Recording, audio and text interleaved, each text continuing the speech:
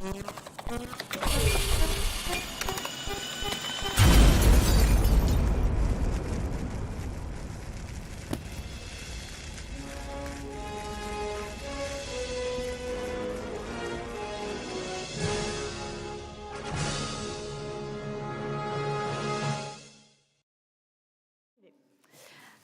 on est là pour parler du fait de partager ses connaissances et plus particulièrement de comment on peut s'améliorer en partageant ses connaissances.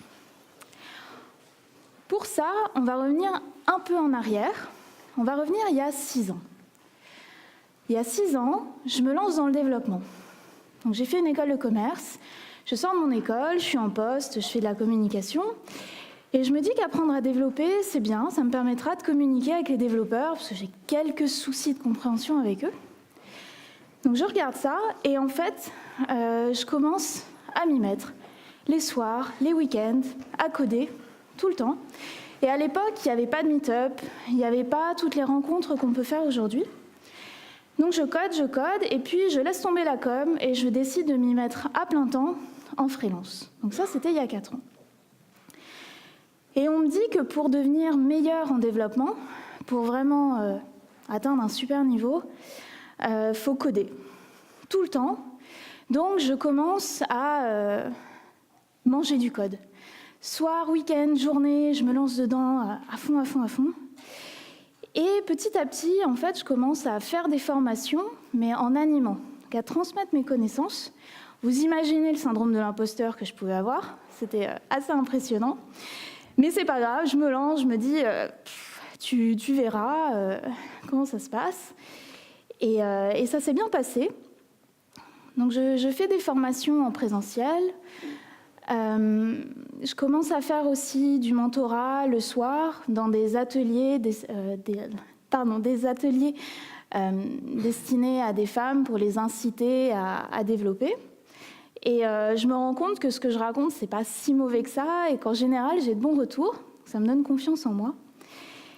Et l'an dernier, j'ai eu l'occasion de créer pour Open Classrooms, l'ancien site du Zéro, une dizaine de cours sur le développement informatique et sur Python. J'ai fini en octobre, et en octobre, j'ai regardé un peu en arrière, et je me suis dit, c'est assez incroyable parce que j'ai jamais aussi bien développé que maintenant. Alors qu'en fait, j'ai passé l'année passée, en fait les 2 années d'avant, à presque ne faire que des cours, puisque je passais plus de temps à écrire, à concevoir, à créer des exercices, à accompagner des gens, à répondre aux questions, qu'à vraiment coder. Je me suis dit, c'est complètement illogique. Et donc j'ai commencé à m'intéresser aux raisons qui ont fait que le fait de créer des cours pour moi et de parler avec des gens pour expliquer ce que je comprenais de l'informatique m'avait aidée à vraiment devenir une meilleure développeuse et à aller plus vite lorsque je devais coder, à être plus pertinente. La première raison qui m'a traversé l'esprit, c'est que j'ai été amenée à répéter énormément. Quand vous concevez un cours et après, quand vous le faites face à des élèves ou que vous faites des vidéos pour du e-learning, évidemment, vous concevez votre cours en premier, mais après, vous le répétez beaucoup. Si vous faites un cours en e-learning, que vous allez d'abord l'écrire, puis tourner les vidéos, puis faire les screencasts, au passage, vous le faites relire aussi à d'autres personnes, qu'en général, vous relisez votre cours 6-7 fois. Vous imaginez bien qu'à chaque fois, vous intégrez de nouveau les connaissances que vous avez mises dans votre cours. Et quand vous faites un cours en présentiel, c'est encore pire parce qu'à chaque fois, vous le répétez. Donc en fait, on se retrouve dans la même situation que quand on est à l'école, qu'on nous demande d'apprendre par cœur quelque chose et qu'après, on est capable de le ressortir. Et en le ressortant, on peut aussi faire un retour sur ce qu'on a appris. Donc ça, c'était la répétition. Et je me suis dit, mais au-delà de la répétition, en fait, je suis aussi active. Donc quand vous faites un cours, plutôt que de regarder une vidéo en étant passif, ou d'assister à une conférence, ou d'écouter un professeur, là, vous êtes obligé de choisir vos propres mots. vous êtes obligé de vous poser la question du pourquoi. Pourquoi cette notion ? Pourquoi je vais la présenter comme ça ? Pourquoi, quand je pense à tel concept, les premiers mots qui m'arrivent, ce sont ceux-là, ou la première représentation graphique que j'en ai, c'est ça. Et en étant actif, vous intégrez beaucoup plus ces concepts-là et vous les engrammez dans votre mémoire pour le long terme. Une autre chose dont je me suis rendu compte, c'est que j'avais des questions auxquelles je n'avais jamais pensé. Je ne sais pas si vous avez déjà mentoré ou si vous avez déjà écrit du contenu, mais les personnes en face de vous ont des questions tout à fait improbables. Par exemple, dans une page HTML, pourquoi le head s'appelle head et pourquoi on a un body et pourquoi on ne peut pas juste avoir tout en vrac ? Pourquoi on lance un serveur pour Postgre et pourquoi pas ? Et pourquoi il y a des serveurs d'ailleurs ? Et en fait, quand on a appris au début, on ne s'est pas posé la question. On s'est juste dit, c'est comme ça fait partie des conventions. Sauf que l'élève, on ne peut pas vraiment lui répondre ça parce qu'on se met à sa place. On se dit, oui, c'est vrai, je ne m'étais jamais posé la question. Et il y a ceux aussi qui vous posent des questions et vous ne savez pas répondre. Mais ce n'est pas vraiment une question improbable, c'est juste que vous ne l'avez pas appris. Et là, vous vous dites, alors, passer l'instant de silence en moi-même parce que je suis le prof et je suis censée avoir la réponse. Qu'est-ce que je raconte ? Est-ce que je raconte un bobard avec tout plein de mots compliqués que l'élève ne pourra pas comprendre et moi non plus, et j'essaye de noyer un peu le poisson comme je peux ? Ou alors juste je dis, écoute, je ne sais pas. Mais ça arrive à tout le monde et je vais chercher et je vais trouver la solution pour toi. Donc moi, j'ai plutôt emprunté cette voie-là parce que je préfère être franche. Et ça s'est super bien passé à chaque fois. Là, j'étais contente. Je disais, je ne sais pas, par contre, je vais trouver la solution et je vais te l'expliquer. Et comme j'expliquais plutôt bien, les personnes étaient contentes. Et moi, au passage, j'avais appris. Donc c'est tout bénef, à la fois pour l'élève et à la fois pour moi. L'autre raison, c'est qu'au passage, vous vous formez. Donc ça, je viens de le dire, mais encore au-delà, quand vous préparez un cours, un contenu, un article, quoi que ce soit, en général, vous n'avez pas forcément envie de partager les choses telles qu'elles vous viennent dans l'esprit. Par exemple, si vous êtes attablé avec un copain et que la personne vous pose une question technique, peut-être que vous allez prendre un stylo, dessiner sur le coin de la table ou sur un papier, lui tendre et lui dire « Voilà, est-ce que tu as compris ? Bon, c'est informel, ça va. » Mais quand vous faites un cours ou un article, vous ne pouvez pas vraiment faire ça. Déjà parce qu'en face de vous, vous avez plusieurs personnes qui ont des logiques complètement différentes, donc il faut s'adapter. Et en plus de ça, vous voulez faire quelque chose un peu qualitatif normalement. Donc vous allez commencer à chercher des ressources, des personnes qui sont meilleures que vous, pour voir quelles sont les bonnes pratiques, quel est le meilleur aspect de cette technologie, qu'est-ce que vous devez mettre en avant et au contraire, les aspects dont vous ne devez peut-être pas parler, qui ne sont pas pertinents. Et en faisant ça, vous acquérez... vous avez de plus en plus de connaissances et de compétences, et comme après, vous le répétez, eh bien, ça s'intègre en vous, et comme après, vous avez des questions, vous allez aborder d'autres aspects de ces nouvelles connaissances que vous n'aviez pas envisagées. D'ailleurs, Nicolas Boileau le disait il y a quelques siècles, « Ce que l'on conçoit bien s'énonce clairement, et les mots pour le dire viennent aisément. » Et en fait, on ne peut appliquer cette phrase que quand on a intégré toutes les facettes d'un concept. Pour intégrer toutes les facettes d'un concept, ce n'est pas juste être capable d'écrire sur le coin d'une table et d'expliquer avec nos mots à peu près ce qu'on a compris, et ce n'est pas juste être capable de le coder avec nos habitudes. C'est être capable de dire, voilà, ce concept-là, il est comme ça, et le contexte autour, c'est ça, et ce concept-là est apparu parce qu'il y a eu ça avant. Donc en gros, c'est de mélanger de la théorie, de la pratique, et c'est être capable de s'adapter aux différentes questions en face. Et un autre point, c'est évidemment que vous sortez de votre zone de confort, cette fameuse zone de confort qu'on aime tous. Et quand je parle de zone de confort, je pense aux IDE, je pense aux configurations de nos machines qui nous facilitent la vie, je pense aux alias, tout ça. Quand vous avez en face de vous un élève qui n'a rien installé, eh bien vous êtes obligé de sortir de vos automatismes. Et en faisant ça, parfois, ça vous amène à remettre en question votre propre organisation, ce qui est plutôt bien, puisque ça permet de mieux connaître évidemment une techno, et ça permet aussi de se mettre à jour. En sortant de nos automatismes, on se demande comment on pourrait faire autrement et comment font les gens aujourd'hui. On se met à jour et on avance. À ce niveau-là de la conférence, je suis sûre de vous avoir convaincu. Et vous vous demandez tous, mais comment faire ? Justement, je vais y répondre. Vous avez plusieurs façons de partager vos connaissances, et pas juste en faisant des cours. Si vous aimez plutôt le face-à-face et le contact humain, vous pouvez participer à des ateliers de code, au Meetup, mentorer des personnes 1 fois par semaine, 2 fois par semaine. Je suis sûre que dans la ville où vous habitez, il y a des meet-up qui sont organisés. Et si ce n'est pas le cas, vous pouvez tout à fait lancer le mouvement. Je suis sûre que plein de juniors arriveront et auront plein de questions pour vous. Vous pouvez aussi mettre en place des coding dojo. Si vous le sentez, vous pouvez faire de la formation en présentiel. Là, c'est déjà plus professionnel. Dans votre entreprise, vous pouvez mettre en place des déjeuners thématiques autour d'une techno, quelque chose que vous avez appris cette semaine, ou juste lancer une discussion avec votre collègue, vos parents, vos frères, vos sœurs. Voilà. Il n'y a pas que ceux qui codent qui peuvent comprendre les concepts informatiques.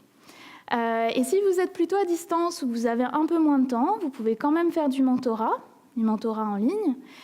Vous pouvez créer un blog, écrire des articles, voire créer un cours, publier un livre, faire un e-book ou même faire des coding dojo à distance. Donc vous voyez, l'étendue est assez vaste. Et si vous vous lancez dans la création de cours, j'ai quelques conseils à vous donner pour vous adapter à vos élèves. Dans les exemples que vous prenez, prenez à la fois des exemples concrets, mais faites attention aussi à mettre des définitions abstraites. Pourquoi ? Car certaines personnes vont apprécier les exemples et vont apprendre par l'exemple. Ce sont les personnes qui vous disent « Ah bon, mais concrètement, comment on fait ? Est-ce que tu as un autre exemple ? J'ai pas très bien compris comment on met ça en place. » Donc des personnes qui sont vraiment dans l'implémentation. Mais tout le monde n'est pas comme ça. Et d'autres personnes vont vraiment avoir besoin de théorie, de l'abstraction pour être capable de comprendre le concret. Donc en donnant les deux, vous êtes sûr de faire plaisir à tout le monde. Après, dans vos cours ou dans votre contenu, mentionnez quelle est la finalité du cours. Donc, par exemple, apprendre à créer un chat avec React. Donc, la finalité, ça va être le chat. C'est ce qu'on va pouvoir mettre en ligne. Mais pensez également au chemin, et le chemin, c'est React.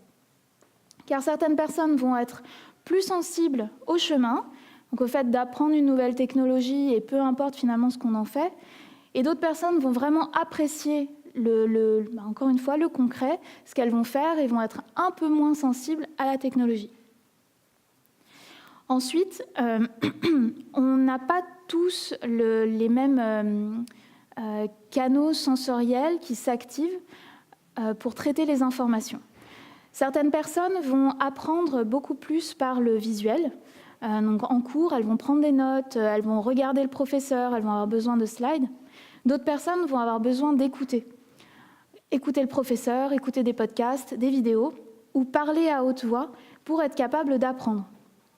Ou d'autres vont être plus sensibles au contact physique, au fait d'apprendre avec une personne qui va être chaleureuse, sympa, d'avoir des exemples qui sont vraiment palpables. Si vous, dans votre cours ou dans vos contenus, vous êtes capable d'activer ces 3 canaux-là, vous allez vraiment pouvoir transmettre votre message de manière beaucoup plus efficace et pas uniquement via le canal qui va vous être pour vous le plus pertinent. Utilisez également un contenu différenciant. Si le cours que vous voulez faire a déjà été fait 5 fois exactement de la même manière, en traitant, avec les mêmes chapitres, les mêmes exemples, ce n'est pas la peine de le refaire. Donc faites vraiment quelque chose qui vous semble pertinent et qui en plus soit drôle. Et ça, c'est vraiment un conseil, c'est peut-être le plus important. C'est de créer le contenu qui va vous faire rire, mais dans le bon sens. Le contenu que vous aurez envie de relire dans 6 mois, de revoir dans 1 an, que vous aurez envie de conseiller. Et au-delà, qui vous donnera envie, vous-même, de le faire. Parce que partager ses connaissances, ça peut être long, surtout si vous créez du contenu, et que le fait de revenir dessus, ça peut être désagréable de temps en temps.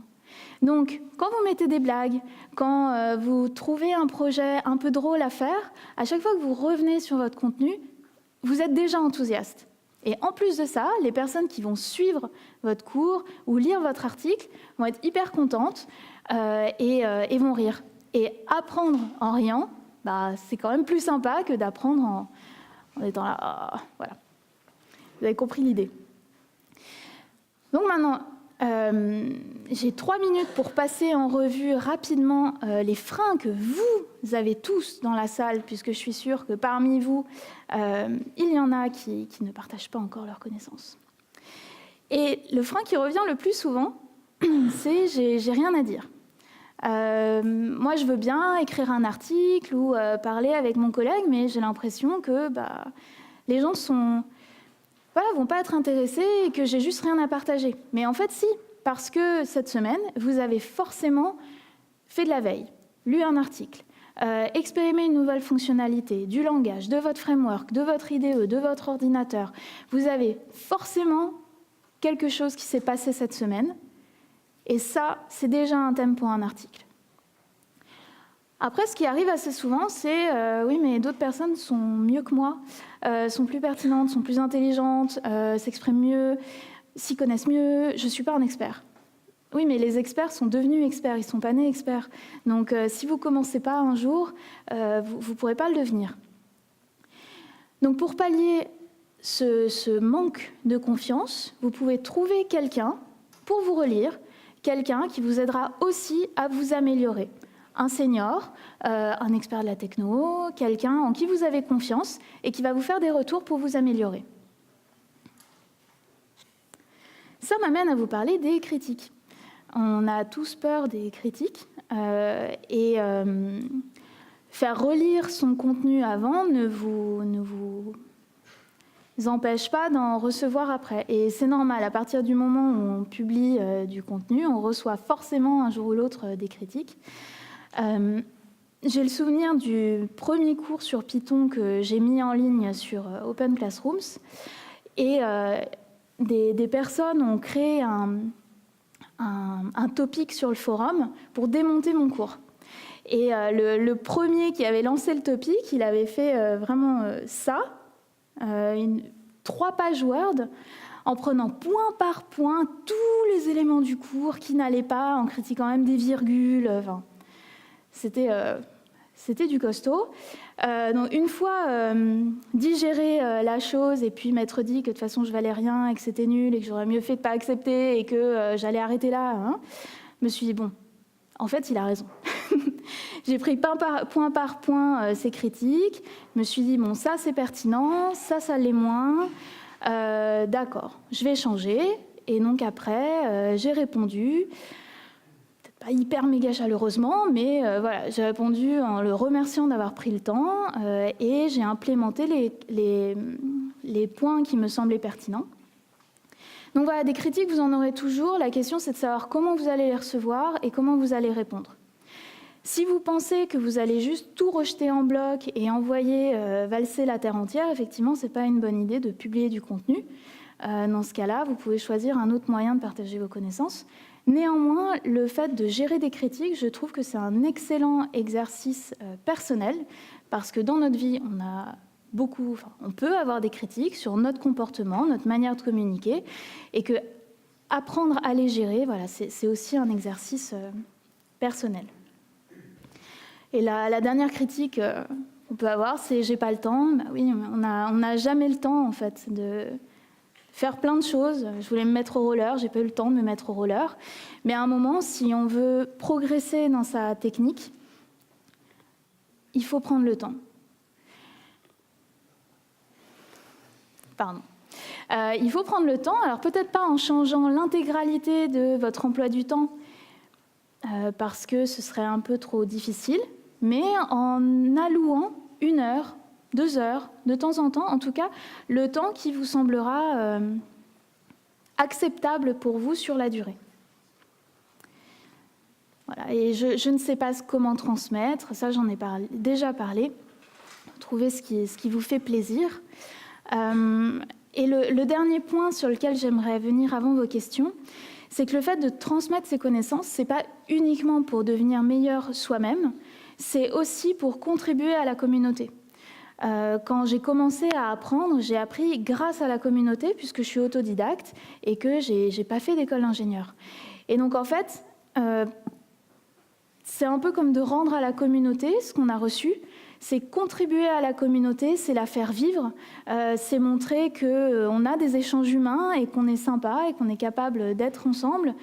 Et c'est aussi augmenter le niveau de la communauté. Donc pour les recruteurs, ça permet d'avoir des personnes qui arrivent en entretien, qui seront certainement mieux formées, qui auront des meilleures ressources.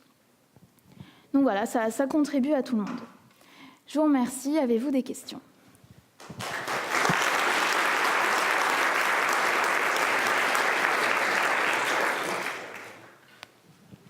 Merci, c'était très intéressant.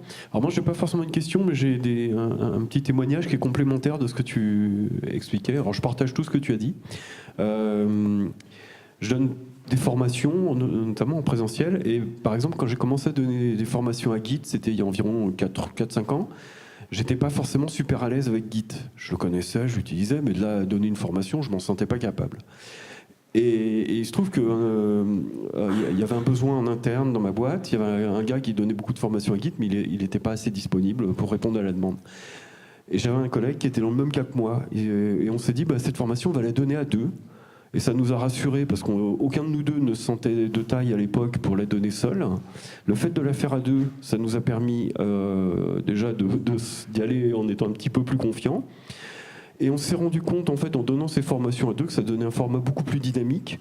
Et maintenant, bien qu'on soit à l'aise tous les deux, on continue à garder ce format, justement, pour le dynamisme qu'il introduit. C'est agréable pour nous comme pour les gens à qui on donne cette formation.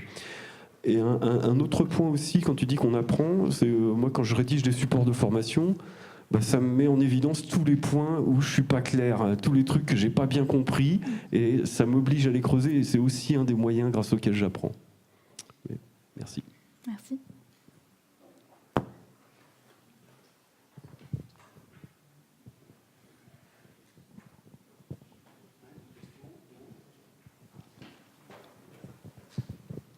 Merci beaucoup pour ta présentation.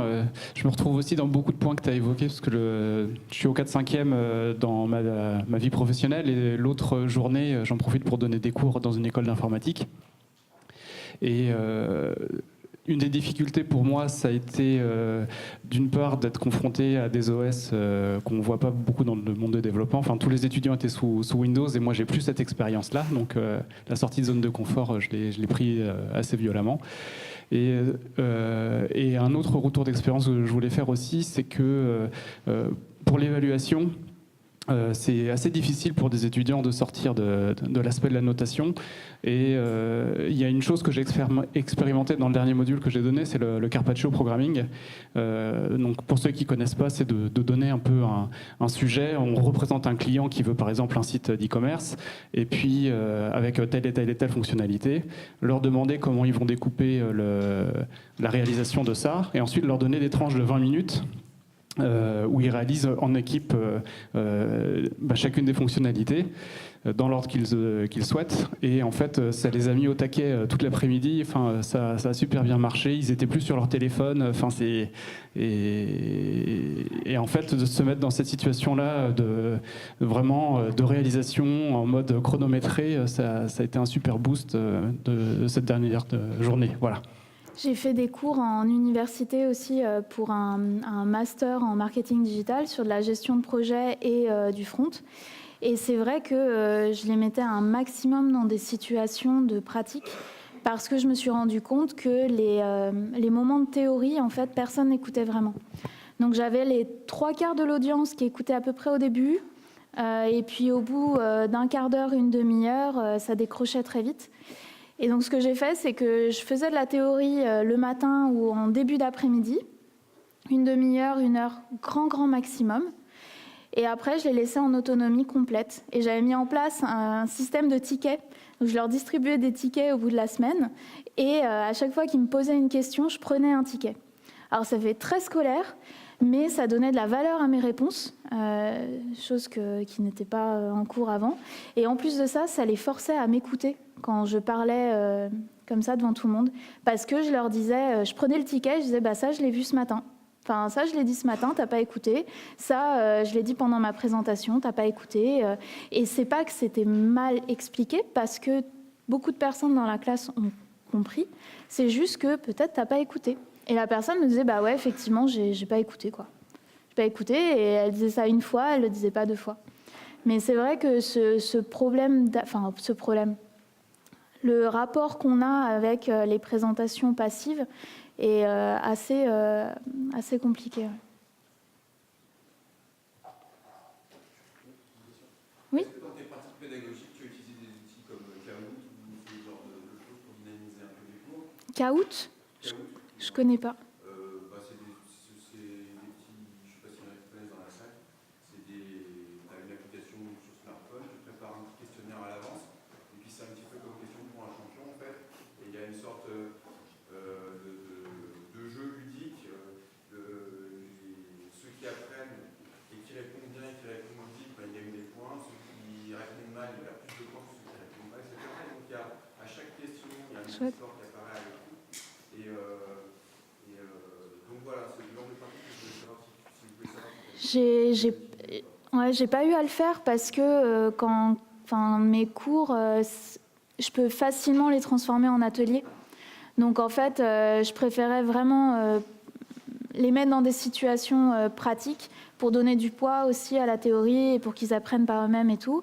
Et voilà, j'ai pas été dans des situations dans lesquelles on est obligé de faire de la théorie et on peut pas vraiment mettre en pratique tout de suite, quoi. Mais c'est une super idée. Alors je te rejoins sur le coup du quart d'heure, au bout d'un quart d'heure, c'est fini. Ceux qui écoutent un petit peu n'écoutent plus. Donc il faut vite changer de pratique en fait. Et pour que ça soit intéressant, vous pratiquez tous les quarts d'heure. Et même quand vous faites un article sur Internet, il est recommandé de changer de support assez régulièrement dans l'article. Donc on commence par du texte, puis on met une image, et puis un peu de texte, et puis une vidéo, et puis il est l'heure. Merci beaucoup.